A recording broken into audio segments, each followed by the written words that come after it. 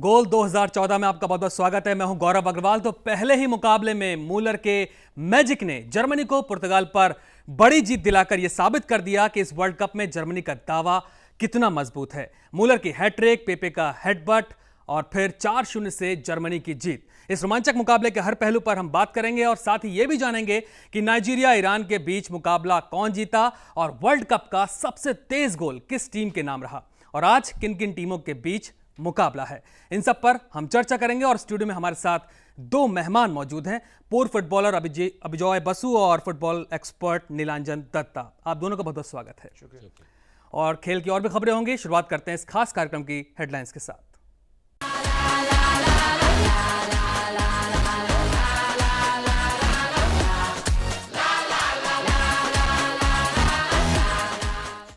तो खिताब के दावेदारों में से एक जर्मनी ने शानदार जीत के साथ 20वें वर्ल्ड कप में अपने अभियान की शुरुआत की है। टॉमस मूलर की हैट्रिक की बदौलत जर्मनी ने पुर्तगाल को 4-0 से रौंद डाला। मैच के 12वें मिनट में पोर्तुगीज डिफेंडर जाओ परेरा ने मारियो गॉड्जे पर फाउल किया।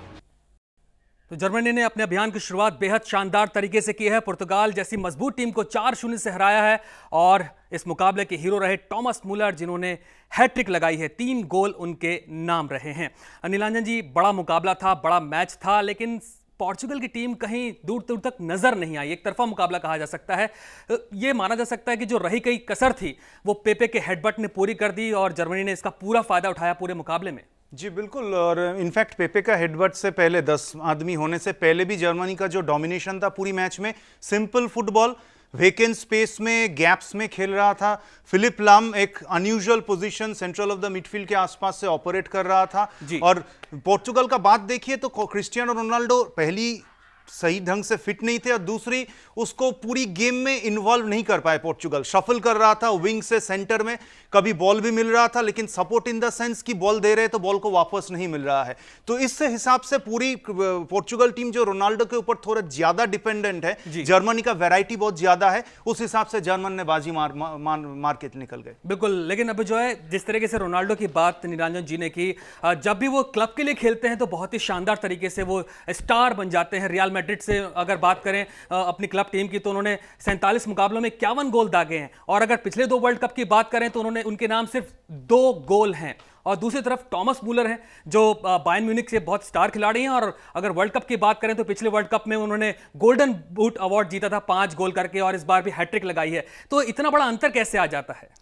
देखिए, अभी रोनाल्डो को अभी इतना जल्दी आप आउटडेट मत कीजिए। हमें सबको पता है कि रोनाल्डो को पीछे थोड़ा इंजरी हुआ था, वो रिकवर करके रिहेबिलिटेशन के बाद आए हैं और कल के मैच में एक बैड फेज बोला जा सकता है कि पुर्तगाल नहीं खेल पाई, पर अभी भी उनके लिए मैं समझता हूं कि अभी भी टाइम है और हो सकता है कुछ भी कर सकते हैं। रोनाल्डो अभी इतना मैच्योर हो चुके हैं और इस बार उनके साथी जो खिलाड़ी हैं कल बहुत ही अच्छे हैं, पर कल जो हुआ इंसिडेंट हुआ वो एकदम अनफॉर्चुनेट है। लेकिन देखते हैं क्या करते हैं, क्योंकि रोनाल्डो का बाकी सारे जितने प्लेयर्स थे इस वर्ल्ड कप में जिनके ऊपर नज़र रखा गया है, सभी ने मोर और लेस अच्छा परफॉर्म किया है रोनाल्डो छोड़ के।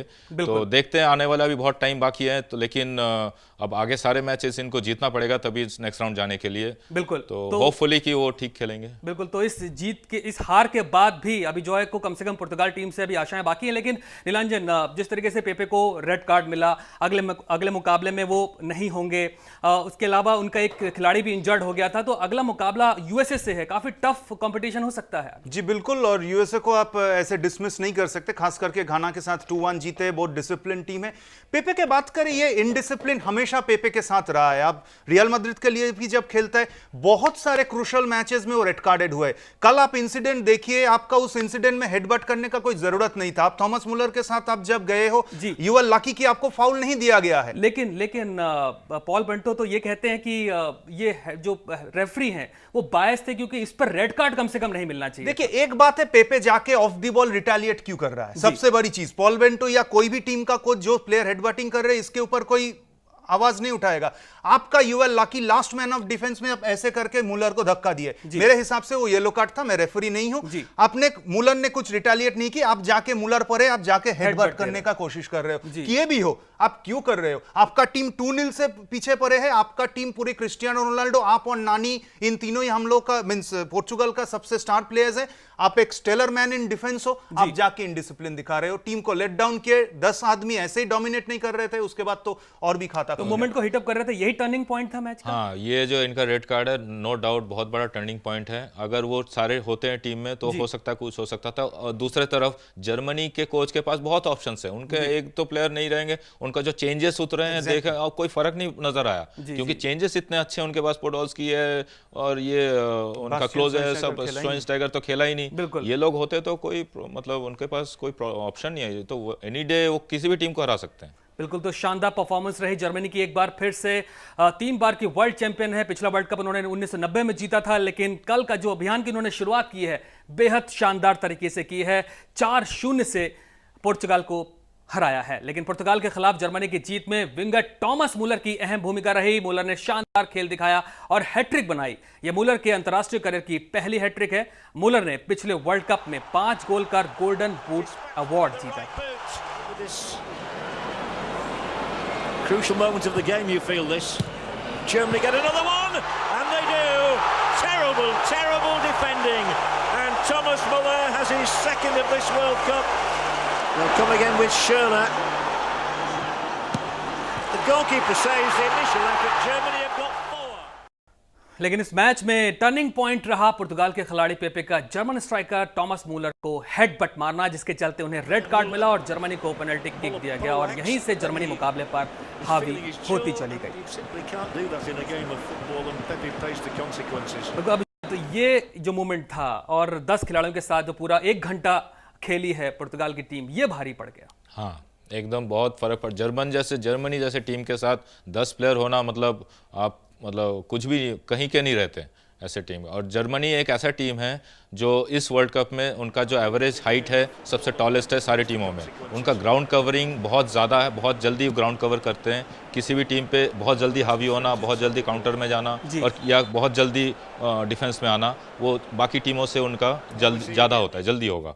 तो ये एक बहुत बड़ा मतलब मैं समझता हूं कि एडवांटेज है उनके लिए। बिल्कुल, तो पहले मुकाबले में जर्मनी ने अपना दमखम दिखा दिया है और बता दिया है बाकी विरोधी टीमों को कि वो बड़े दावेदार क्यों कहलाते हैं।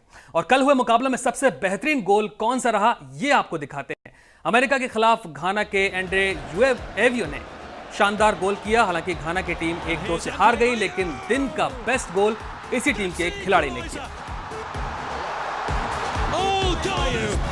Who comes from arguably the most famous footballing family in Ghana. और अब चलते हैं स्ट्रेटेजी रूम में, जहां हमारे संवाददाता राजीव कुमार सिंह बताएंगे कि घाना के एंड्रे एयूव का ये गोल दिन का सर्वश्रेष्ठ गोल क्यों साबित हुआ। Rajeev, over to you. धन्यवाद गौरव। आज हमने देखा कि कल यूएसए ने जो 32 सेकंड में जो गोल क्रिएट किया था डेम्सी के थ्रू, वो भी लगभग वैसा ही गोल था जैसा कि आंड्रे एयूव ने 82वें मिनट में किया। ये यहां से उन्हें पास मिला और असमोह ज्ञान जो कि वहां पे एक बहुत ही एक्सपीरियंस्ड खिलाड़ी हैं घाना के, उन्होंने उन्हें बैकहिल पास किया और एक क्रिएट हो गया एक ओपन स्पेस इनके लिए। और उन्होंने 10 नंबर की जर्सी में आंड्रे एयूव, जो बहुत ही प्रख्यात एक फुटबॉलिंग फैमिली से आते हैं घाना के, उन्होंने एक कर्लिंग शॉट मार करके इस गोल पोस्ट नियर पोस्ट पे गोल किया। बहुत ही शानदार गोल था। जितनी भी तारीफ की जाए कम है। हालांकि घाना मैच हार गई घाना की टीम, लेकिन एक काबिल तारीफ गोल था और उम्मीद करते हैं कि घाना की टीम अगले मुकाबलों में बैकअप करेगी इससे। बहुत बहुत शुक्रिया राजीव आपका। तो गोल ऑफ द डे ये रहा, लेकिन आज की पिक्चर ऑफ द डे कौन सी रही ये भी हम आपको दिखाते हैं। तस्वीर ग्रुप जी में जर्मनी और पुर्तगाल के बीच मुकाबले की है, जब पुर्तगाल के खिलाड़ी पेपे को रेड कार्ड मिला और उसके बाद की ये तस्वीर आज की पिक्चर ऑफ द डे बन गई।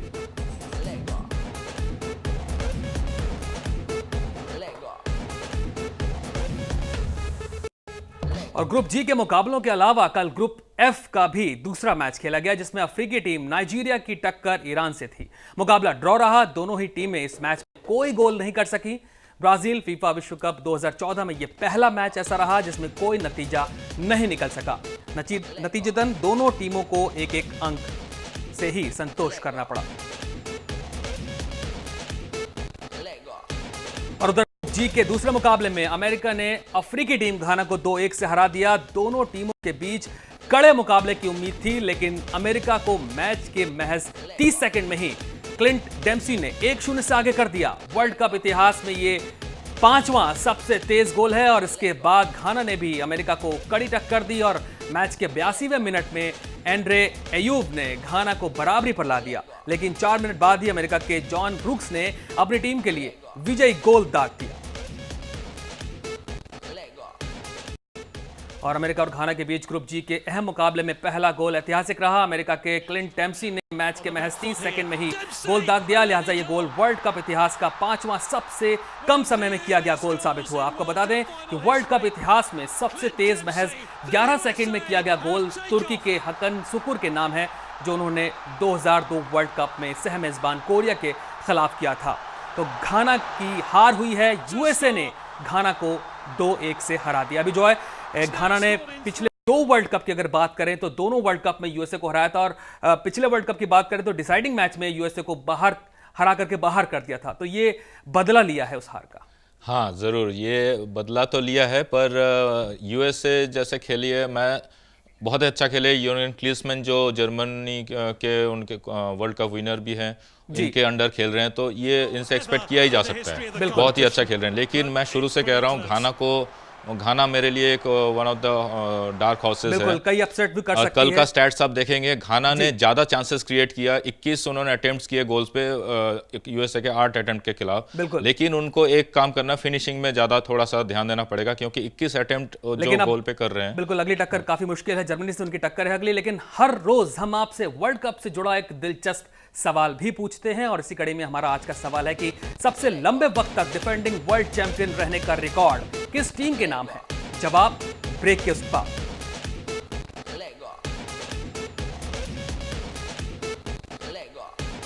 तो फिलहाल एक देते हैं छोटा सा ब्रेक।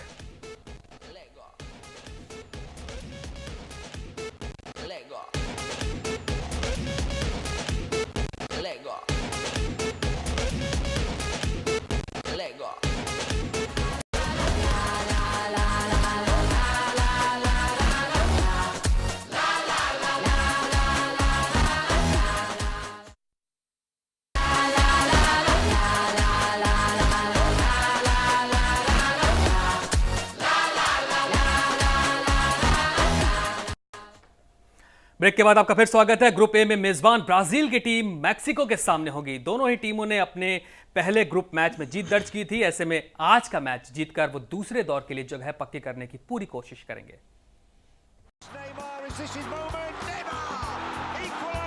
ब्राजील ने क्रोएशिया पर दर्ज की थी जीत, मैक्सिको ने हराया था कैमरून को, और अब बारी ब्राजील और मैक्सिको के बीच मुकाबले की है। ब्राजील इसी दिन अपने घर में हो रहे इस वर्ल्ड कप में दूसरे राउंड में जगह पक्की कर सकता है। पहले मैच में रेफरी के फैसलों पर तमाम सवाल उठे थे। ब्राजील टीम चाहेगी कि अब उसकी जीत किसी भी तरह से सवालों और शंकाओं के घेरे में न आए। पिछले रिकॉर्ड उनके साथ तो ग्रुप का सबसे बड़ा मुकाबला आज ही है। ब्राजील हालांकि आंकड़ों के हिसाब से देखें तो ज्यादा दावा उसका मजबूत दिखाई देता है, लेकिन नीलांजन मैक्सिको भी ब्राजील को अपसेट कर सकती है। जी बिल्कुल, 2012 में ओलंपिक फाइनल में मैक्सिको ने ब्राजील को हराया था। सेम सेट ऑफ प्लेयर्स खेले थे जी। उससे पहले आपका 2005 में अंडर 17 वर्ल्ड कप चैंपियन है। हालांकि ब्राजील में मैच ऑब्वियसली ब्राजील फेवरेट होगा, लेकिन मेक्सिको का मेन पॉइंट है अटैक, जो कि बहुत शार्प अटैक है, और ब्राजील का डिफेंस पहला मैच में बिग क्वेश्चन मार्क हुआ था। वहीं पे शायद लगता है मेन मैच डिसाइड हो जाएगा। बिल्कुल, तो ब्राजील को चौकन्ना रहना होगा मैक्सिको से। आगे बढ़ते हैं। बेल्जियम की टीम वर्ल्ड कप में काफी आगे तक जाने का मादा रखती है। यह भी हो सकता है कि यह टीम अपने शानदार प्रदर्शन से कई बड़े उलटफेर भी कर दे। ग्रुप एच में शामिल बेल्जियम की टीम अपने पहले मैच में अल्जीरिया से भिड़ेगी। इंग्लिश प्रीमियर लीग में खेलने वाले प्रतिभाशाली स्ट्राइकर रोमेलो लुकाकू को आज ग्रुप एफ में रूस और दक्षिण कोरिया की टीमें एक दूसरे के आमने सामने होंगी। दोनों टीमें अपना पहला ग्रुप मैच खेलने उतरेंगी। रूस की टीम की कमान दिग्गज कोच फैबियो कैपेलो के हाथों में है। दूसरी ओर दक्षिण कोरिया का हालिया प्रदर्शन अच्छा नहीं रहा है। क्वालिफायर्स में उन्हें काफी संघर्ष करना पड़ा था।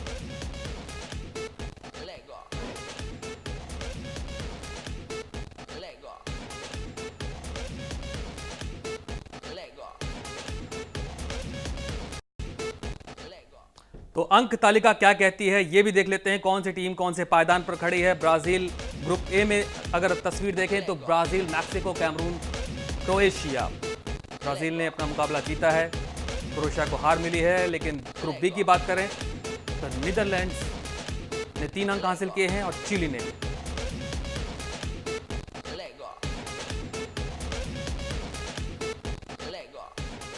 तो फिलहाल इतने छोटा सा ब्रेक, तुरंत लौटते हैं।